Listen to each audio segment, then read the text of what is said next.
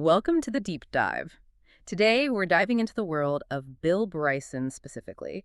His knack for looking at, well, pretty much everything through this uniquely funny, often exasperated lens. Yeah, he really has a way of doing that. We're going to sort of time travel with him today, jumping between two very different settings he wrote about. Exactly. On one hand, you've got the messy, sometimes baffling reality of traveling through Europe, and on the other, You have this almost picture-perfect memory of 1950s America. Small town Iowa, specifically. It's quite the contrast. it really is. And maybe the best way to set the tone is with the dedication from his travel book, Neither Here Nor There. He claims the secret of the universe is. A smell of petroleum prevails throughout, apparently something he picked up under laughing gas. Which honestly sounds about right for Bryson. It's that kind of weird, specific, slightly absurd detail we're looking for today. Definitely. So our mission here is to unpack those two worlds using his Oh. travelogue and his memoir, The Life and Times of the Thunderbolt Kid. We want to see what happens when you put the chaos of Europe next to the remembered simplicity of the American mid-century. Right. Where does he find the more interesting stuff, the bigger insights? Is it in the variety and, let's be honest, the frustrations of Europe? Or is it in that seemingly perfect, nostalgic hometown? Well, let's start the journey where he did Scandinavia. His whole European trip kind of kicked off with this romantic notion, didn't it? Yeah, sitting at home, glass of whiskey in hand, looking at maps. Dreaming of somewhere remote and forbidding, as he puts it. And he lands on Hammerfest, Norway. Which is literally the northernmost town in Europe. The sun doesn't rise there for, what, 10 weeks in winter? That was the goal, see the northern lights, experience this extreme place. The idea sounds great on paper. But the reality of budget travel hits pretty fast, like the difference between planning a trip and being on the trip. Oh, absolutely. He gets on the plane, expecting maybe some intrigue, and instead he's next to this kid who smells strongly of Vicks Vapor Rub. And is trying to convert him while whispering scripture. Yeah, welcome to budget air travel. Not quite the exotic start he imagined. But then there's this moment, right? As he's flying over the continent itself, he looks down. And he's just completely struck by it.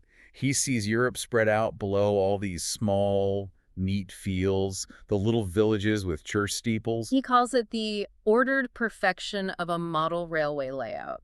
And he says it just, quote, smote him.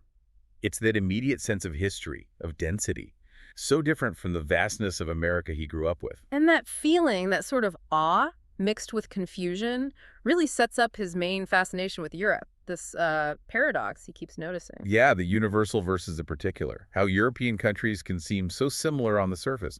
You know, bookshops everywhere, small cars, people generally follow the rules. But then underneath that, they're just endlessly, unpredictably different. And that unpredictability is where the humor and the frustration often comes from. Like basic things you take for granted are suddenly ambiguous. Like trying to figure out what a product is. The Biotex blah example in Oslo is perfect. Right. Is this blue powder laundry detergent? Is it for cleaning toilets? Or is it maybe some kind of weird mouthwash? He genuinely couldn't tell. Spent ages sniffing it, experimenting. And that's kind of Europe in a nutshell for him, isn't it? You can't just assume you're constantly having to decode things, even down to the laundry soap. It shows how deep the cultural differences run. It's not just language. Exactly. And speaking of cultural differences, let's move from products to people. France, for instance. Ah, France.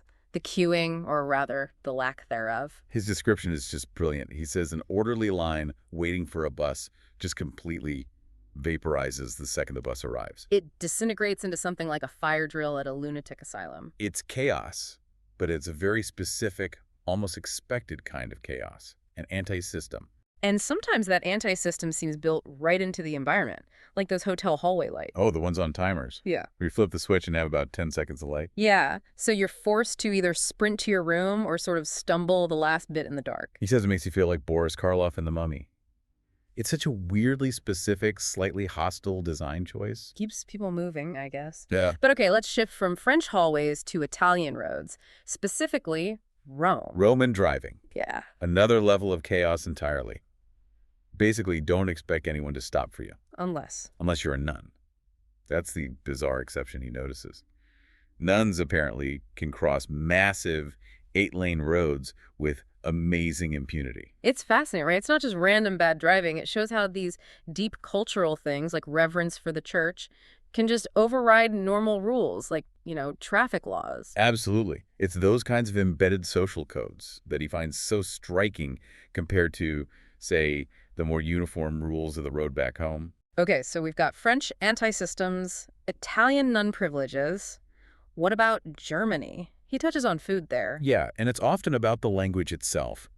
He finds that German words for food just sound unappetizing to his ear. Like ordering whipped cream mit Schlag, He says it sounds like someone clearing their throat like a phlegmy cough. or menu items like Schweinskotelett sounding like. It's like the noises of a rutting pig.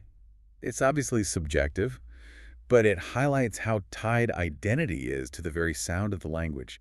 Even for food, you can make things feel alien. And while we're on dining habits, he doesn't spare the British either. Ah, yes. The English eating habits, the way they tackle a simple hamburger. With a knife and fork, which is already a bit much. But then there's the pea technique, turning the fork upside down and carefully balancing peas on the back of it. It's like this little performance of extreme politeness and dexterity, even with peas. A very specific cultural tic, it really is. A kind of ingrained need for precision, maybe. But let's zoom out from these specific quirks and look at the extremes of his trip. Back to that initial goal, Hammerfest, right? The far north. Getting there was an ordeal in itself. That bus ride. 30 hours nonstop, Yeah. 2,000 kilometers. In the freezing cold. He was apparently just desperate for a cigarette, for any kind of break. And salvation came unexpectedly at the Swedish customs stop. Everyone just piled out, stamping their feet in the snow, Yeah. smoking like chimneys. A shared moment of relief in the middle of nowhere. But once he got to Hammerfest, the challenge became, well, boredom and the dark. Yeah, the psychological weight of it. Yeah. And the entertainment wasn't exactly helping. He describes Norwegian TV as stupefyingly bad. Films just ending abruptly with static, like scratchy white circles on the screen. Yeah, or these incredibly long gaps filled with trailers for things like documentaries about mineral extraction. Or Napoleon costume dramas. He says it gives you the feeling of being in a coma without the actual inconvenience. The boredom sounds intense. But he stuck it out. And eventually day 16, I think. He finally saw them, the Northern Lights. But not like the typical pictures, right?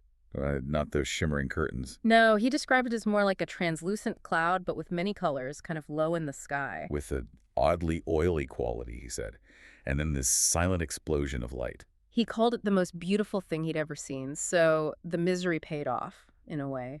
And even in that remote, quiet place, there was this unique local custom. New Year's Eve in Hammerfest. Right. Midnight strikes, and suddenly the whole town just appears. Sets off huge industrial-sized fireworks, total celebration for about 30 minutes. And then, poof, everyone vanishes again, back inside. The whole thing over in half an hour. It's such a strangely precise, almost stoic way to celebrate. Perfectly timed community. Okay, now let's do a hard pivot from that cold, dark, disciplined north. To the warm, chaotic, sensory overload of the south. Naples. And Naples was not love at first sight, more like culture shock. Total shock. He talks about mountains of rubbish, just filth everywhere. And that encounter on the train with the woman begging, using this really dirty baby. Yeah, that was enough for him. He decided pretty much instantly to just keep moving head straight for Sorrento. Naples felt like chaos without charm, initially. But then came Capri, and that's where Italy completely won him over. Yes, Capri was the turning point, specifically the evenings in the main square. After the day trippers leave. The locals come out, everyone's just mingling, chatting under the stars. This incredible sense of easy community. And that's when he says it. He's spectacularly, hopelessly, and permanently in love with Italy. It's the combination, isn't it? The chaos is there, but it exists alongside this real warmth and connection. The mess feels worth it. So he falls for the messy community in Italy. Now, let's contrast that with the community he remembers from his childhood, the seemingly perfect world of 1950s Des Moines. It's a huge shift in tone and texture. We go from ancient European complexity to, well, post-war American boom time. Prosperity was king. He mentions that by the early 50s, something like 90% of American families had refrigerators. Consumer goods were everything. And appliances weren't just tools, they were almost like members of the family. Status symbols. He talks about when his parents got their Amana Stormore fridge, it was like an honored guest arrived. People would visit and actually comment on the quality cooling. It was this marker of having arrived, of participating in the good life. Bryson jokes that maybe no humans had ever been quite that happy before. But you have to wonder, is that deep happiness, or is it just the comfort that comes with new stuff and fitting in? Because he includes other details, too. That's really important. He balances the shiny picture with the reality underneath.